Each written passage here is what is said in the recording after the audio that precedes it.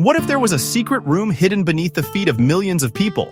A room so beautiful, it was once called a jewel, yet so quiet now that the only sound is the distant rumble of the city above. A place frozen in time, waiting patiently in the dark, holding on to stories from a century ago. This isn't a fantasy or a forgotten legend. This is the story of the old City Hall subway station in New York City, a forbidden city under the concrete and steel of the world's busiest metropolis. It exists right now, a silent, ornate ghost waiting just out of sight, a place almost no one can ever enter. Imagine descending a staircase not into the familiar chaos of a modern subway, but into a different world entirely. A world of graceful curves, soft light filtering through grimy glass, and the gleam of colorful tiles. This station was built to be the grand centerpiece of a revolutionary new transportation system, a testament to the ambition and artistry of a bygone era. It was a promise of what the future could look like. But the future, as it so often does, moved on, leaving this beautiful place behind. It became a relic, a secret whispered among urban explorers and transit historians, its doors locked to the public for generations. The mystery of a place like this is powerful. It pulls at our curiosity. Why was it built with such care? Why was it abandoned? And what does it look like today, sitting in the quiet dark beneath the endless rush of New York? The story of City Hall Station is not just about bricks and mortar, or about train schedules and track gauges. It is a story about how cities change, what we choose to preserve, and what we are forced to leave behind. It's a journey into a hidden pocket of history, a place that reminds us that even in the most explored cities on Earth, there are still wonders waiting to be discovered. This station is more than just an empty space. It's a character in the city's sprawling narrative. It has seen the turn of a century, the birth of the subway age, and the relentless march of progress that ultimately sealed its fate. Its silence is deceptive, because if you could stand on its curved platform, you might feel the echoes of the past all around you. The rustle of long skirts, the tap of leather shoes, the excited chatter of New Yorkers experiencing underground travel for the very first time. This is the tale of that lost world, a forbidden city sleeping right under our feet. City Hall Station was unlike any other. Most original stations were functional and utilitarian. Simple white tiles. Basic lettering. This one, a masterpiece of design.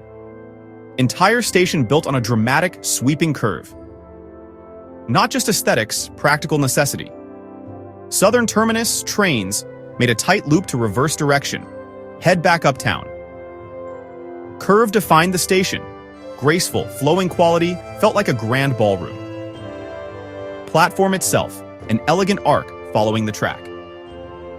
Ceiling, station's most breathtaking feature. Majestic tiled arches and vaults by Guastavino Company. Rafael Guastavino, master of the technique. Layering thin terracotta tiles in herringbone with fast-setting mortar.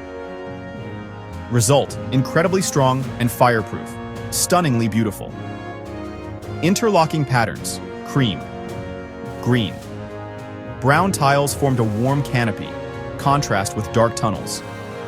Craftsmanship to elevate the common traveler. Light was crucial. Architects wanted it bright and welcoming. Large arched glass skylights. Sunlight from park above, illuminating tilework, soft natural glow. At night or cloudy, elegant brass chandeliers hung from the vaults. The architects Hines and Lafarge were not just building a train station, they were crafting an experience. They envisioned a space that would soothe and impress the daily commuter. The Guastavino tile vaults were more than just a ceiling. They were an acoustic marvel, designed to soften the screech of steel wheels on steel tracks. The sweeping curve of the platform was intended to create a sense of movement and grace, guiding the eye along the path of the train. Every element was carefully orchestrated to create a harmonious whole. This station was the physical embodiment of the optimism and ambition of early 20th century New York, a city that believed in building for both function and beauty. Consider the materials they chose. The terracotta tiles were not only beautiful, but also practical. Easy to clean, durable, fireproof. Essential qualities for a subterranean environment filled with smoke and soot from early train systems. The brass fixtures for the chandeliers and railings were chosen for their warm glow and their resistance to corrosion. For 4 decades, City Hall Station served the people of New York. It was never one of the busiest stations. Its nearby neighbor, the Brooklyn Bridge Station, handled far more traffic. City Hall was more of a ceremonial stop, a beautiful but somewhat impractical part of the system. But as the years went by, the subway system evolved. The city grew, the population boomed, and the demand for faster, more efficient transit became overwhelming. The quaint 5-car trains of 1904 were no longer adequate. The IRT began to run longer trains, with 8 and then 10 cars, to accommodate the ever-increasing crowds. This progress spelled doom for the jewel of the subway. The station's elegant, tight curve, once its defining feature, became its fatal flaw. As trains grew longer, they could no longer navigate the sharp bend of the platform safely. The middle cars of a longer train would jut out over the platform edge, creating a dangerously wide gap between the train door and the platform. A passenger stepping off the train could easily fall onto the tracks. To mitigate this, movable platform extenders were installed, but they were clunky, slowed down service, and were a constant maintenance headache for the transit authority. After its closure in 1945, City Hall Station did not fall into ruin. It was not demolished or filled in. Instead, it simply waited. Because the track loop was still essential for the 6th train to turn around and head back uptown, the station itself was preserved. It became an accidental time capsule, protected from the elements and the vandalism that have marred so many other abandoned places. The tiles remained on the walls, the chandeliers continued to hang from the ceilings, and the skylights, though now caked with decades of grime, remained intact. The station became a ghost, haunting the active tracks of the subway system. For years, the only people who ever saw the station were the transit workers who operated the 6th train, or the maintenance crews who walked the tracks. For them, it was just a part of the job, a dark, dusty relic they passed through every day. The station took on a new life as a clandestine storage area, and a convenient, if spooky, place for workers to take a break. It was a secret part of their world, a hidden perk of working deep within the city's circulatory system. Whispers from the darkness begin to surface. Listen closely. The enduring legend of City Hall Station is kept alive by the voices of those who care about it. For historians like Clifton Hood, author of 722 Miles, The Building of the Subways and How They Transformed. New York. The station is a crucial historical document. It's a tangible link to the very beginning of the subway. You can see the ambition of the era. They weren't just building a transportation system. They were building a civic monument. The craftsmanship. The Guastavino tiles. The skylights, they tell a story about a time when public works were meant to inspire public pride. It's a classroom for understanding the City Beautiful movement in practice. Urban explorers see the station through a different lens. There's nothing else like it, an explorer might whisper. When you're down there, the city above just melts away. It's so quiet. You can hear every drip of water, every distant rumble of a passing train. Now, a new challenge emerges. We face the challenge of a second act. What is the future of City Hall Station? The question has been debated for decades. It pits the dream of preservation against the hard realities of the modern world. Many people see the station as a potential underground museum, a unique cultural destination unlike any other in the world.